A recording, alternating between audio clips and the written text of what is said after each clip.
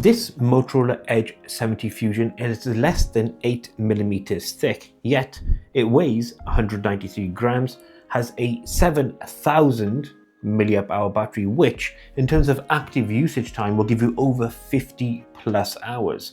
But this is a mid-range phone and it has mid-range phone issues, some of which I genuinely have never seen on a smartphone ever before. Before we dive deep into the performance aspect of the Edge 70 Fusion, there are a few things to tick off, and that is linked to its build. It is a plastic frame on the side, and on the rear you do get a rubberized look and feel with the classic Pantone colors, and it's IP68 and IP69 rated, so means you can use this phone soaking wet or normal and it'll operate absolutely fine. And then up front, the display, it's a 6.78 inch curved display on 144 Hz, 5200 nits of peak brightness and 91% screen to body ratio, which means indoor or outdoor use especially, that peak brightness will deliver stunning, crisp, detailed colors that are super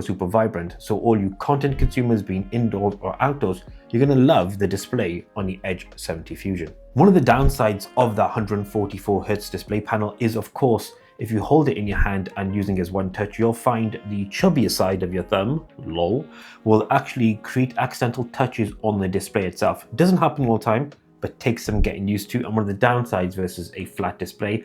And on the 144 Hz front, quickly, you'll never actually achieve that hertz on your normal day-to-day operations. They are reserved specifically for certain games that will support that high refresh rate. Generally speaking though, you will get 120 frames pretty much locked in most of the time. And on the performance front, that leads us nicely onto the chipset that powers the Edge 70 Fusion, and that is a Snapdragon 7S Gen 3. And it's a really good mid-range chipset. Essentially what you get here if you're running through 3D Mark's Lifestyle Extreme test is, even with the heavy load, its optimization is so good, you don't get any throttling at all, so you get consistent loop scores throughout and no drop off. So if you're gaming on this for a long period of time, you're not going to get any issues. In fact, one cool thing is we played Destiny Rising on this, high graphics, mid-range FPS because we want to see the higher graphics, and it ran flawlessly and sounds pretty good too.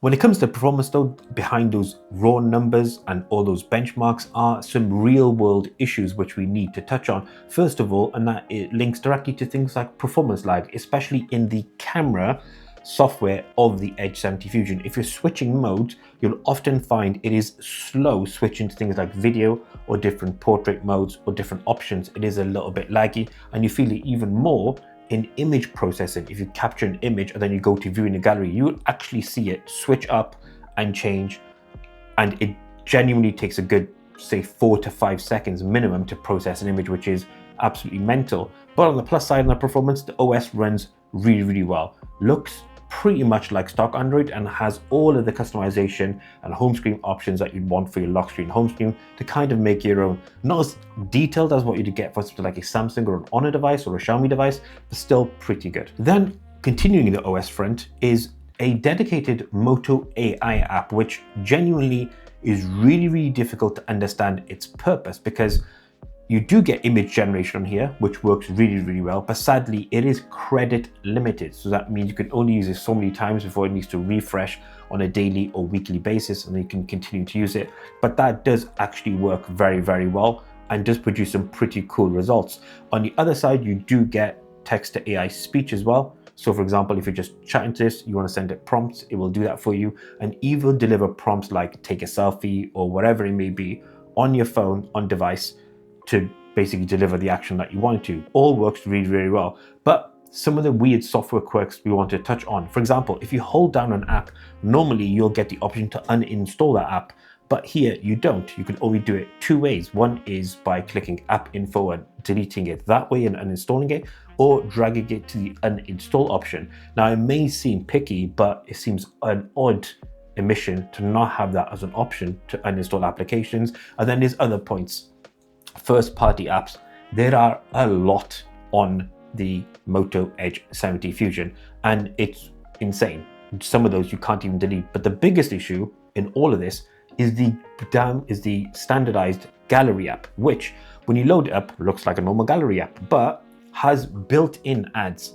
And even worse than that, you can actually click the sort of crown looking option for a pro mode, which will cost you well over £13 to actually get the pro version of the gallery app, which I've never seen. I've only ever seen these on gallery apps that you download via the Google Play Store. Massive issue for me. Do not like that at all. And then you do also get Gemini support here as well, so you can do Gemini Live or prompts for everyone through the power button. And then OS support is pretty poor. 3 OS updates, 5 security updates. On the equivalent Poco, in terms of its costs, it's 5 and 5. The highlight of the Edge 70 Fusion is of course that massive 7,000 mAh battery, which lives under the hood here. And you also get 68 watts of wired charging, although you won't get one in a box. It will, if you get a supported charger, take about an hour to get to 100%, which is pretty sick. When we ran this through 3D Mark's Lifestyle Extreme test, 20 full cycles, 20 minutes, and it used 0% battery, which is utterly insane. Never ever have we seen that before, but just goes to show how incredible the battery is. In fact, at over 90%, you'll get nearly 3 days worth of usage off the Edge 70 Fusion. So this is an actual battery monster, and turned out to be the case for us as well. In fact, we actually stuck this on a YouTube video for over an hour, max resolution, max brightness, barely took up 2% in terms of its usage when it comes to the battery performance. It is absolutely incredible, and probably, I think, globally one of the best battery performing phones we've ever used. There are 2 lenses on the rear of the Edge 70 Fusion, made up of a 50 megapixel main, which is a Sony Lightyear 710, and a 13 megapixel ultra wide, which also doubles up as a macro photography lens as well, which is pretty cool. That main lens, however, produces some really nice images, natural looking as well, that have an added layer of vibrancy, but nothing that looks overly saturated, which is nice. At 2x, even at that point, you still get the same look and feel, and does a really good job in terms of handling brighter lighting conditions, and there's no noise in both situations. Images aren't the most detailed, but they're good enough at this price point. The ultra wide, on the other hand, is overall a decent performer, does an adequate job at best because of a low resolution sensor, and then there's nothing really to get exciting about here. The fact that it can be used as a macro lens though is a good idea, and it does capture nice images overall. Something very cool in terms of photo is you get 4K video, which does look really good dynamic range, brightness, sharpness, and the quality is definitely there. However, if you enable horizon lock, you can actually use this as an image stabilization beast, because although you drop off in terms of the resolution, goes to full HD, it does do a really good job, especially when you're walking.